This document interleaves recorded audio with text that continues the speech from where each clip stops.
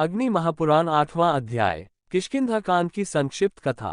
नारद जी कहते हैं, श्री रामचंद्र जी पंपा सरोवर पर जाकर सीता के लिए शोक करने लगे। वहां वे शबरी से मिले। फिर हनुमान जी से उनकी भेंट हुई। हनुमान जी उन्हें सुग्रीव के पास ले गए और सुग्रीव के साथ उनकी मित्रता कराई। श्री रामचंद्र जी ने सबके देखते देखते ताड़ के साथ वृक्षों को एक ही बाण से बींध डाला और दुंदुभी नामक दानव के विशाल शरीर को पैर की ठोकर से 10 योजन दूर फेंक दिया।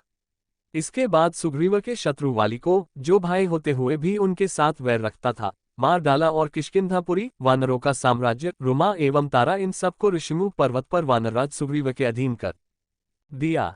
तदनंतर किष्किंधापुरी के स्वामी सुग्रीव ने कहा, श्री राम, आपको सीता जी की प्राप्ति जिस प्रकार भी हो सके ऐसा उपाय मैं कर रहा हूँ। ये सुनने के बाद श्री रामचंद्र जी ने माल्यवान पर्वत के शिखर पर वर्षा के 4 महीने व्यतीत किए और सुग्रीव किष्किंधा में रहने लगे।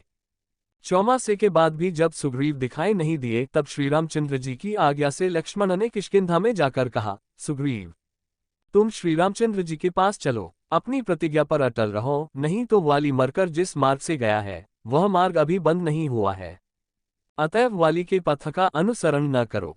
सुग्रीव ने कहा, सुमित्रानंदन, विषय भोग में आसक्त हो जाने के कारण मुझे बीते हुए समय का भान न रहा, अतः मेरे अपराध को क्षमा कीजिए। ऐसा कहकर वानरराज सुग्रीव श्री रामचंद्र जी के पास गए और उन्हें नमस्कार करके बोले, भगवान, मैंने सब वानरों को बुला लिया है, अब आपकी इच्छा के अनुसार सीता जी की खोज करने के लिए उन्हें भेजूंगा। वे पूर्वादी दिशाओं में जाकर 1 महीने तक सीता जी की खोज करें। जो 1 महीने के बाद लौटेगा उसे मैं मार डालूंगा। ये सुनकर बहुत से वानर पूर्व, पश्चिम और उत्तर दिशाओं के मार्ग पर चल पड़े तथा वहां जनककुमारी सीता को न पाकर नियत समय के भीतर श्रीराम और सुग्रीव के पास लौट आए। हनुमान जी श्री रामचंद्र जी की दी हुई अंगूठी लेकर अन्य वानरों के साथ दक्षिण दिशा में जानकी जी की खोज कर रहे थे। वे लोग सुप्रभा की गुफा के निकट विंध्य पर्वत पर ही 1 मास से अधिक काल तक ढूंढते फिरे, किंतु उन्हें सीता जी का दर्शन नहीं हुआ। अंत में निराश होकर आपस में कहने लगे, हम लोगों को व्यर्थ ही प्राण देने पड़ेंगे। धन्य है वह जटायु जिसने सीता के लिए रावण के द्वारा मारा जाकर युद्ध में प्राण त्याग दिया था। उनकी ये बातें संपाति नामक गृध्र के कानों में पड़ीं।